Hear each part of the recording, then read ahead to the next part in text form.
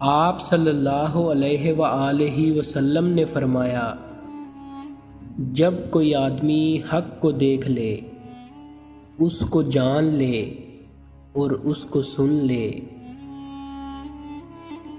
تو پھر لوگوں کا ڈر اس کو یہ حق بیان کرنے سے روکنے نہ پائے۔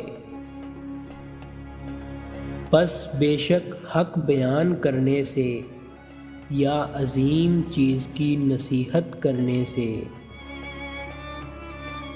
نہ اس کی موت قریب ہوگی نہ اس کا رزق دور ہوگا۔